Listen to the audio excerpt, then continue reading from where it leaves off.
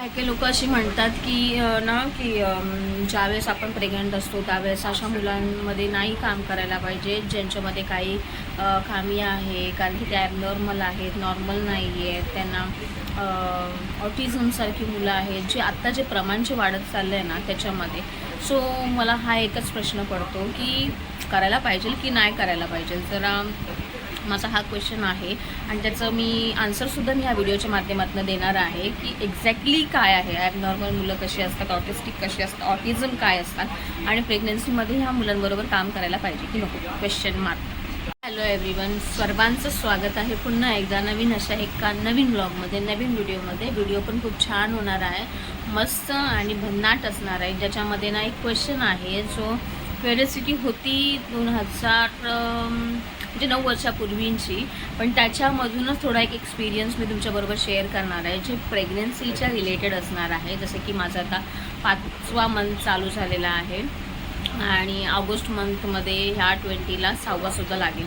आणि आता ह्या 5व्या मंथपासून जी पटापट दिवस चाललेले आहेत ना, खरंच आपण एक्सपेक्ट नव्हतं केलं की इतकं पटकन जाईल म्हणून. कारण की पहिल्याचे 4 महिने जे मी ह्याच्यामध्ये काढलेले आहेत ना, तर खरंच खूप त्रासदायक होते, टेन्शनवाले होते.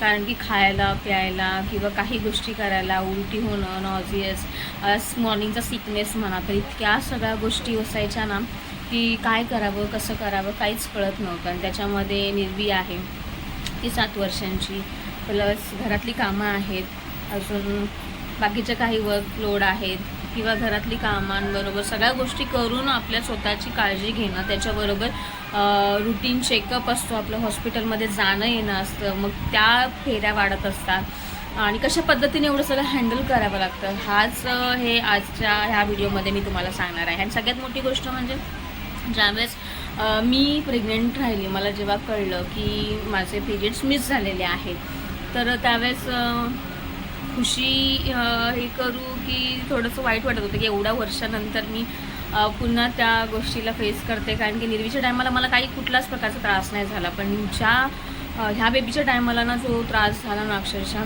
मी विचारत पण केला नव्हता. मला असं वाटायचं की नको बापरे, ही प्रेग्नन्सी आता कशी मी ठेवली आणि काय करू आता. आणि परत नंतर एक मन बोलायचं की आता जे होते ते चांगल्यासाठी होते. कारण की 2026 हे खरंच माझ्यासाठी खूपच भारी वाटतं आहे ही गोष्ट माझ्यासाठी. तर जे काय होणार आहे ते चांगलंच होणार आहे माझ्या मेबी तर. कारण की बी पॉझिटिव्ह असणं खूप गरजेचं आहे. भले ते निगेटिव्हमध्ये जात असेल किंवा होत नसेल तरी पण आपण पॉझिटिव्ह राहणं स्वतःमध्ये, आणि आपले थॉट जे आहेत, आपले विचार जे आहेत ते नेहमी पॉझिटिव्ह ठेवणं खूप गरजेचं आहे. हा एक्सपिरियन्स मी खूप वेळा घेतलेला आहे, त्याच्यामुळे मी खरंच खूप कॉन्फिडन्स होते की नाही ठीक आहे करू शकतो. आणि काय काय वाईब्स अशा जुळतात ना की ज्यावेळेस आपण बोलतो की नाही. आणि त्यावेळेस मी म्हटलं पण होतं की माझी बहीण किंवा माझी आई पण म्हणाली होती की तिने जर नंबर लावला तुझा कधी लागतो आहे. आणि त्यावेळेस नुकतंच ना माझा 1 महिना चुकला होता म्हणजे. आणि त्याच्यानंतर मी 1.5 महिन्यानंतर मग मी आईला सांगितलं की तू जशी म्हणाली होतीस तसं माझं झालेलं आहे, मी पण नंबर लावलेला आहे. तर सगळ्यात मोठी गोष्ट म्हणजे माझी आई खूप खुश झाली होती की चला म्हणजे इकडे पण आहेत म्हणून. शेवटी आई ती आईच असते, बाकी कोणाला आनंद हो किंवा नको होऊ दे, पण आपल्या आईला नेहमीच आनंद होत असतो आई-वडिलांना. तर तीच गोष्ट झाली. आणि दुसरी गोष्ट म्हणजे मी माझं D.Ed कंप्लीट झाल्यानंतर स्कूल मला हवी होती, जेणेकरून मी तिथे एक्सपिरियन्स करेन किंवा अनुभव घ्यायचा होता. तर त्यासाठी लागली, पण ती शाळा युरोस्कूल जी नामांकित शाळा आहे, युरोस्कूल म्हणायला गेलं तर आमच्या ऐरोलीमधलं जे मोठं स्कूल आहे युरोस्कूल, तर तिकडे लागलं. बट ज्याच्या ओळखीने लागलं मम्मीच्या, जिथे मम्मी जायची, तळवळकर जिममध्ये जायची मम्मी कामाला, तिथे हाऊसकीपिंगचं काम करायला. तर त्या मॅडमनी सांगितलं होतं की आहे तुमच्या मुलीचं झालं असेल तर पाठवून द्या, मी तिला सगळ्या गोष्टी सांगेन, शिकवेन. तर मला वाटलं चला बाई काहीतरी होते आपल्या आयुष्यामध्ये. आणि तो एक टर्निंग पॉईंट होता ह्या मुलांबरोबर काम करण्याचा. तर ही मुलं कशी असतात, काय असतात, माझ्यासाठी आणि तुमच्यासाठी पण मे बी नवीनच असावं. कारण की ह्याची आता जी संख्या आहे ना ती इतकी वाढत चाललेली आहे. तर आता सगळ्यांनाच माहिती झालेलं आहे की अशी मुलं देखील आपल्या सराउंडिंगमध्ये असतात किंवा ती जन्माला येतात. ॲक्च्युली त्यांची काही एक चुकी नसते, चुक्या तर आपणच करतो आणि भोगायला बिचारा त्यांना येतात. आणि त्याचं पूर्ण भार शेवटी आईबापांनाच भरावा लागतो. सो मग त्यांनी सांगितलं की अशाला असं आहे तर ती करेल का. तर माझी तयारीच होती. म्हटलं मी कुठलीही गोष्ट म्हणजे लहानपणापासून आत्तापर्यंत मी कुठल्याच गोष्टीला नाही म्हणून कधी करत नाही आलेले. हां ठीक आहे, मला येत नाही आहे ना, मी करणार, मी शिकणार. बाकीचे करू शकतात, मग मी का नाही करू शकत. ही जिद्द जी होती ना ती अजूनपर्यंत आहे. आय होप सो टचवूड अशीच राहावी कायमस्वरूपी. आणि खूप छान एक्सपिरियन्स मिळाला मला. मग ती मुलं ज्यावेळेस माझं फर्स्ट हे होतं म्हणजे अपॉइंटमेंट होती माझी आणि पहिलाच इंटरव्ह्यू होता. सो तेव्हा आम्ही घेतला, मला विचारलं. मी म्हटलं मी फ्रेशर आहे, मला ह्या गोष्टीचा ह्या कामाचा काही एक एक्सपिरियन्स नाही आहे. त्यांना पण खरंच खूप गरज होती आणि ज्यांनी मला घेतलं होतं तर त्या माझ्यावरती काम करत होत्या की अशा मुलांशी कसं काम करायचं, कसं बोलायचं, कसं त्यांच्याशी हे करायचं, कोऑर्डिनेट करायचं. सो मी म्हटलं ठीक आहे करेन. मग त्यांनी शिकवलं. मी कोपरखिरण्याला जायची शिकायला त्यांच्या घरी. त्याचे काय मला पैसे वगैरे मिळाले नाही. 6 महिने मी फुकटच काम केलं तिकडे आणि ट्रॅव्हलिंगचा खर्च फक्त मिळायचा. आणि नंतर मग त्या मुलाबरोबर केला आणि पहिलाच जो मुलगा मला मिळाला तो ऑटिस्टिक मिळाला.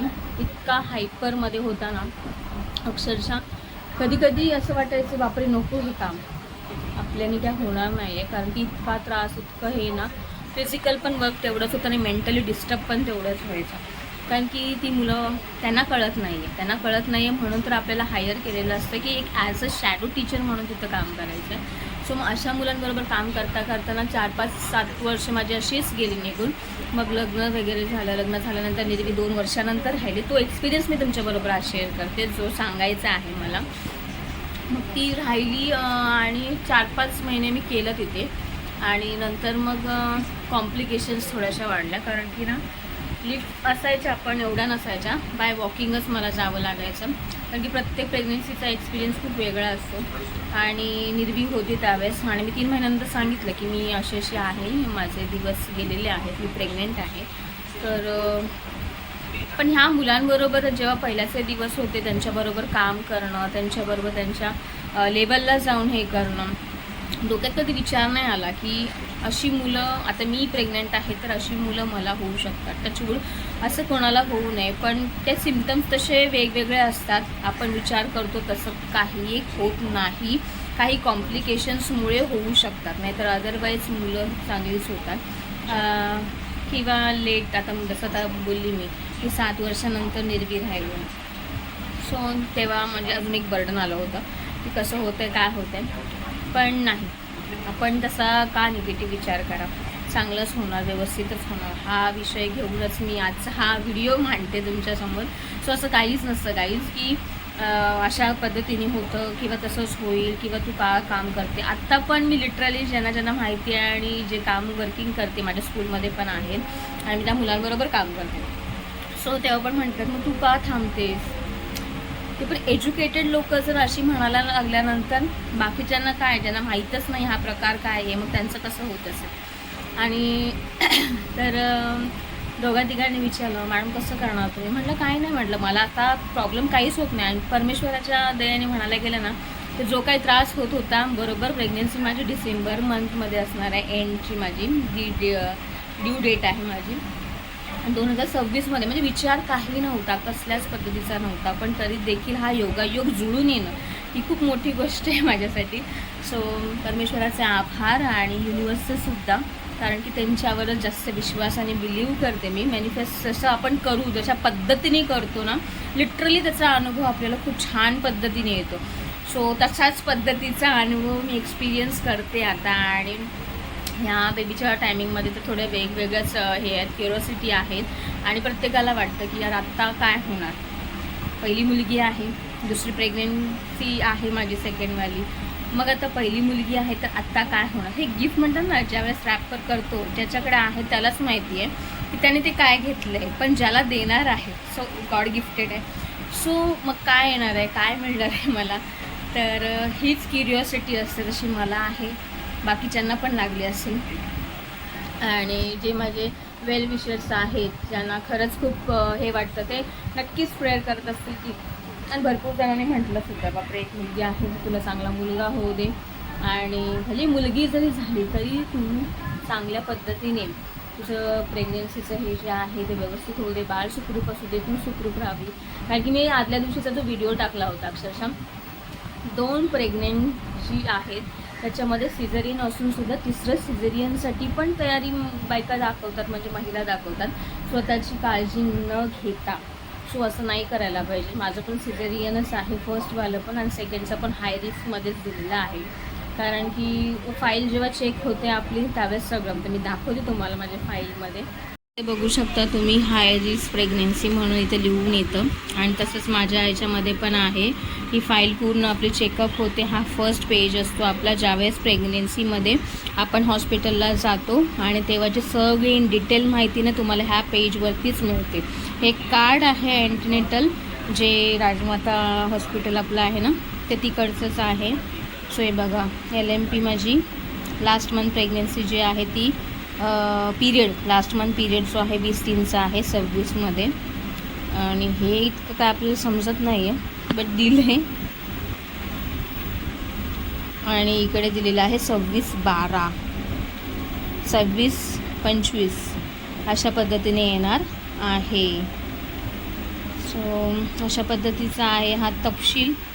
त्यानंतर हे एवढं सगळं चेकअप जेव्हा जेव्हा आपण जातो त्याचे स्टॅम्प असतात आपल्याकडे 25ला, मग आता 1 ऑगस्टला, त्याच्यानंतर आणखी मला बोलवलेलं कधी आहे 1 सप्टेंबरला. सो असं आहे. इकडे औषधं वगैरे देतात. इतके सगळे नंबर्स आहेत जे फिरावे लागतात बाय डिफॉल्ट. त्याच्यानंतर हा माझा रिपोर्ट जो मी तुमच्याबरोबर आज शेअर करणार आहे ॲनमली स्कॅनचा. ठीक आहे. सो हा बघा, 5व्या महिन्याची प्रेग्नेन्सीचा जो हे असतं ना, सोनोग्राफी, ती स्कॅन खूप महत्त्वाची असते. आणि याच्यामध्ये बघा माझं ब्रीच पोझिशन आहे, प्रत्येक वेळेला चेंज होत जातं. हे पहिल्या वेळेस वेगळं होतं, आता ब्रीच पोझिशन आहे.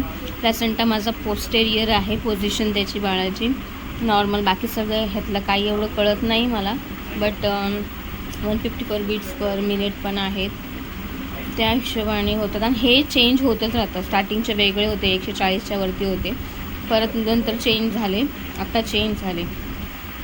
प्रत्येक वेळेला चेंज होत जातं. हे BP आहे. सो हे बघा, ही आपल्याला फिल्म मिळते बाळाचं कशी आहे काय आहे ते, आणि त्यांच्याकडून एक रिपोर्ट येतो किती आहे काय आहे ते. माझी 40 याच्यामध्ये होणार आहे, 40 वीक्समध्ये होणार आहे माझी डिलिव्हरी. सो हा सगळा रिपोर्ट आहे. आणि फाईल पण देतात खूप छान पद्धतीने, महानगरपालिकेचेच आहेत. ठीक आहे.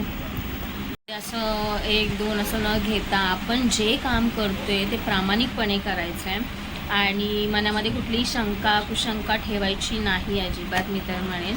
आणि ज्या गोष्टी आपण चांगल्या गोष्टी करत असतो ना, त्यावेळेस परमेश्वर पण आपल्याबरोबर असतो, भगवंत आपल्याबरोबर असतात.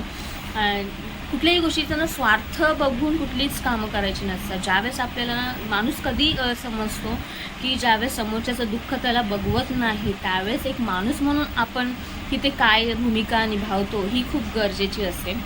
आणि माझ्या बाबतीत पण तसंच आहे. एखाद्याला ठेच जरी लागली आणि बिचारायला खूप कळवळते, तर हळहळ माझ्या मनाला होते. तर तिथे कुठेतरी असं वाटतं. आणि बुद्ध नेहमी म्हणतात, भगवंत म्हणतच असतात की ज्यावेळेस आपण दुसऱ्याचं दुःख हे आपलं दुःख आहे म्हणून जेव्हा समजतो ना, तर तीच खूप मोठी गोष्ट, एक ना भावना असते ती माणुसकीची, तर ती असणं खूप गरजेचं आहे. आणि ह्याच्यामध्ये ना ब्लेसिंग्स खूप मिळतात. हे जे काम मी करते खूप सॅटिस्फाईड आहे मी, खूप सॅटिस्फॅक्शन आहे. कारण की जेव्हा ते पॅरेंट्स असे म्हणतात की नाही मॅडम खरंच खूप ग्रेट वर्क तुम्ही करता, इतकं छान पद्धतीने तुम्ही हँडल केलं आणि मुलामध्ये खरंच खूप इम्प्रूव्हमेंट आहे, त्यावेळेस कुठेतरी असं वाटतं की नाही आपण जे काही काम करतो त्याची पोचपावती आपल्याला ही मिळालेली आहे. आणि मी खरंच खूप ब्लेस आहे की ह्या गोष्टीचा अनुभव मला घ्यायला मिळाला. सो प्रत्येकाला येत नाही, पण माझ्या वाटेला जो आलेला आहे त्याबद्दल खरंच परमेश्वराची खूप खूप आभारी. धन्यवाद, थँक्यू. आता हा व्हिडिओ खूप लेंदी होईल. जर चॅनलवरती नवीन असाल, सबस्क्राईब केलं नसेल, सपोर्ट करत चला. आणि असेच नवीन व्हिडिओ मी तुमच्याबरोबर घेऊन येत जाणार आहे. आणखीन काही क्युरिओसिटी असतील किंवा काही प्रश्न असतील किंवा आणखीन काही विचारायचं असेल तर नक्की कमेंट करा आणि विचारू शकता. त्याचबरोबर लाईक करा, सबस्क्राईब करा चॅनलला. व्हिडिओ आवडला असेल तर प्लीज शेअर करायला अजिबात विसरू नका. सो भेटूया अशाच नवीन अशा एका ब्लॉगमध्ये आणि व्हिडिओमध्ये. ठीक आहे. So bye, thank you. सगळ्यात मोठी गोष्ट म्हणजे अशी की जी डॉक्टर असतील किंवा ह्या मुलांबरोबर काम करणारे असतील किंवा स्पेशल एज्युकेटेड असतील की ज्यांनी हा कोर्स केलेला आहे या मुलांना हे करण्यासाठी, तर त्यांची मुलं थोडी ना अशी असू शकतात. कारण की हे त्यांचं प्रोफेशनल आहे. तर प्रोफेशन करत असताना आपण हा जर मेंटली विचार केला तर नाही होऊ शकत. त्याच्यामुळे माणसाचे विचार जे आहेत ना ते खूप विचित्र मार्गाने विचार करतात आणि त्याच्यामध्ये काही तथ्य नाही आहे. सो असं काहीच नसतं. हा फक्त एक मनातला म्हणतात ना अंधश्रद्धा आहे ही, की असं होतं तसं होतं, असं काही होत नाही. सगळ्या गोष्टी व्यवस्थित होतात. आपल्याला जे रेग्युलर चेकअप असतो, रेग्युलर रुटीन असतं, जे गोळ्या औषधं प्रेग्नन्सीमध्ये दिल्या जातात त्या व्यवस्थित घेणं खूप गरजेचं असतं. स्ट्रेस न घेता चांगल्या रीतीने काम करणं, हॅपी माइंडमध्ये काम करणं खूप गरजेचं असतं. बस, बाकी काही नाही.